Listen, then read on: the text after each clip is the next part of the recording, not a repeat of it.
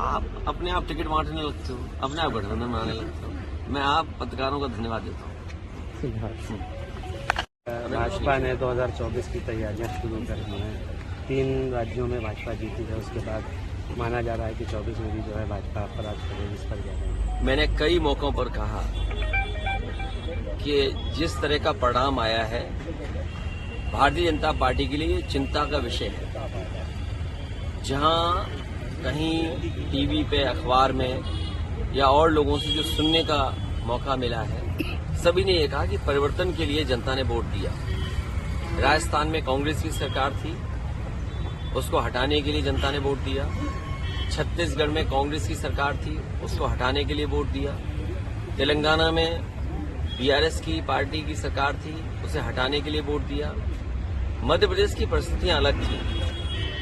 समाजवादियों को भी साथ लिया होता या अन्य दलों को साथ जोड़ा होता तो परिणाम मध्य प्रदेश का भी परिवर्तन का होता। जितने भी लोग हैं जिन्होंने भी उसकी समीक्षा की है चुनाव की, उन्होंने कहा कि जनता परिवर्तन चाहती थी और कुछ योजनाओं को लाभ पहुंचा, इसलिए सरकारें बनी। तो ये सबसे बड़ा चिंता का विषय है भारतीय जनता पार्टी के लिए, क्योंकि जब दिल्ली का चुनाव होगा तो जनता एक बार फिर परिवर्तन के लिए वोट देगी। आज हम और आप वहां बैठे हैं, खड़े हैं कन्नौज में। आप खुद पीछे मुड़ करके देखें कि कन्नौज के विकास को किसने रोका। ये बातें तो बड़ी बड़ी विकास की करते हैं, बातें इनकी विकास की हैं, लेकिन काम इनके विनाश के हैं। यही मंडी जिसमें आलू से लेकर के किसान को हर फसल की सुविधा मिल जाती है, वो अभी भी आधी अधूरी पड़ी हुई है। केवल हम लोगों के बोलने की वजह से वो चालू हो गई। टिरवा रोड पर मेडिकल कॉलेज के सामने मंडी का बाजार था, किसान बाजार, वो अभी भी आधा अधूरा पड़ा हुआ है। मेडिकल कॉलेज की स्थिति हमसे बेहतर आप जानते हैं, और अगर आपको दिखाना हो और अगर आप सच्चे और ईमानदार पत्रकार हैं तो अपने कैमरे और माइक लेकर के मेडिकल कॉलेज में किसी कोने में चले जाएं। जिस तरह से बजट मिलना चाहिए था वो बजट नहीं मिला, और ना बजट मिलने की वजह से आज मेडिकल कॉलेज में किसी भी गरीब का, किसान का और गांव में रहने वालों का इलाज नहीं हो पा रहा है। जिला अस्पताल में वो सुविधाएं नहीं है जहां गरीबों को इलाज मिल पाए, और लगातार अन्याय लोगों पर हो रहा है। महंगाई बढ़ गई, बेरोजगारी बढ़ गई। आप कन्नौज में बताइए, क्या कोई कारखाना लग गया, क्या उद्योग कोई आ गया? यही बीजेपी के लोगों ने सपना दिखाया कि निवेश के लिए हम बड़े बड़े कार्यक्रमों का आयोजन हुआ। क्या निवेश पहुंचा जमीन पर? और अगर निवेश जमीन पर पहुंचा है तो उस निवेश के माध्यम से कितनी नौकरी, कितने रोजगार मिले, ये सरकार बताए। अब जमीनें ढूंढी जा रही है जिलों में। सुना है कुछ दिनों पहले सरकार ने यह कहा कि निवेश के लिए जमीन चाहिए।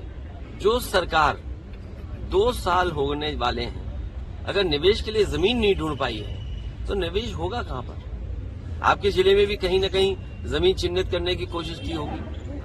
तो बताइए, निवेश के लिए जमीन ढूंढ रहे हैं, और जो निवेश के लिए सब कुछ तैयार है वो आधा अधूरा पड़ा हुआ है। एम्बुलेंस इन्होंने बर्बाद कर दी, पुलिस को बेईमान इन्होंने बना दिया। अभी मैं आया हूँ, कई लोगों ने मुझे जानकारी दी कि पुलिस किस तरह अन्याय कर रही है उनके साथ। यहाँ बैठे लोग हैं, राजेंद्र है बैठे हैं, इनके साथ कितना अन्याय हुआ। मुझे होम सेक्रेटरी तक कहना पड़ा, तब थोड़ी बहुत राहत मिली होगी उन्हें। तो ये स्थितियां हैं। अपने आप व्यवस्था कर ले कोई पुलिस के लिए तो पुलिस मदद कर देगी या निष्पक्ष कार्रवाई हो जाएगी।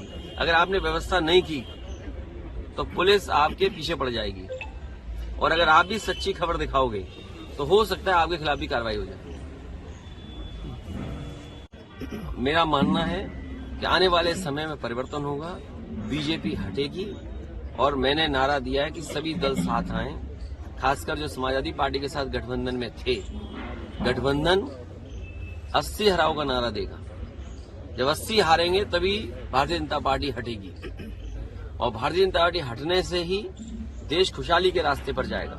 इनके पास नारे तो नए नए हैं। अब कह रहे हैं कि डेवलप्ड कंट्री का सपना देख रहे हैं, जिनके वचन में कोई दम, मतलब कहने और कथनी में फिर अलग अलग हो।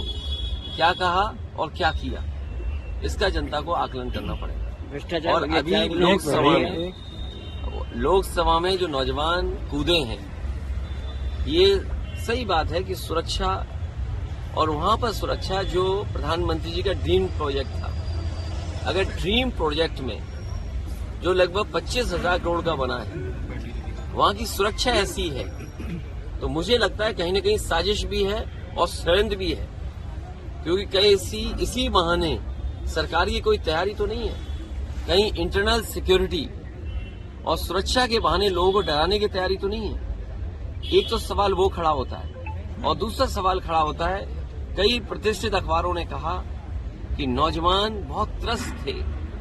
नौजवानों के परिवार से जब जर्नलिस्टों ने बात की तो परिवार के सदस्यों ने बताया कि नौजवान दुखी थे, उन्हें रोजगार और नौकरी नहीं मिल पा रही थी, इसी वजह से गूंगी बहरी सरकार को जगाने के लिए वो नौजवान लोकसभा में कूद गए। भैया एमपी में यादव मुख्यमंत्री बनाया है भाजपा ने, इसको यूपी से जोड़कर देखा जा रहा है, क्या मानते हैं, क्या असर डालेगा 24 के चुनाव? ये केवल 24 तक हैं और 24 के बाद क्या होगा वो आप जानते हो क्या होगा। ये केवल दिखाने के लिए हैं, जो कहावत है ना वो वही है कहावत, ये केवल दिखाने के लिए है। क्योंकि मध्य प्रदेश की बात आपने कही है, मध्य प्रदेश में ये कहा गया और अखबारों में आज भी निकल रहा है, सोशल मीडिया पे आज भी चल रहा है कि जो लाडली योजना थी उसकी वजह से सरकार बनी। देश के प्रधानमंत्री जी ने भी ये कहा कि महिलाओं का वोट ज्यादा मिला।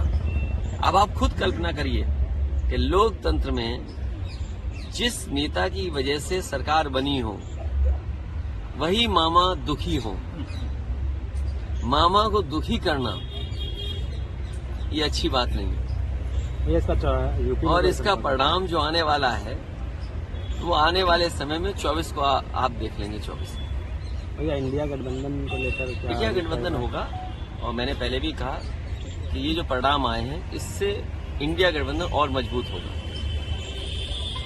और ईवीएम को लेकर आपने भी जनसंग्रह की बात करी थी, विपक्ष का ये कहना है कि जब वो जीतते हैं तो ईवीएम को टिकरा नहीं फोड़ते हैं। ये आप कुछ जानते नहीं है, आप पत्रकारिता है तो ठीक से करें पत्रकारिता, और किसी की बात को ये न कहें। समाजवादियों ने कहा कि अगर आप अमेरिका से नकल कर रहे हो, आप डेवलप कंट्री बनना चाहते हो, तो जो डेवलप कंट्री में व्यवस्था है वोट डालने की उसको क्यों नहीं अपना रहे हो आप। अमेरिका जैसा देश जो अर्थव्यवस्था में ताकतवर है वो अपने आप महीनों बैलेट से वोट डलवाता है। जापान जैसा देश जहां से ईवीएम कभी बनी वो बैलेट से वोट डलवा रहा है। जर्मनी का जो सुप्रीम कोर्ट है उसने ये पाबंदी लगाई कि अगर ईवीएम से मशीन से वोट पड़ेगा तो वो अनकॉन्स्टिट्यूशनल है।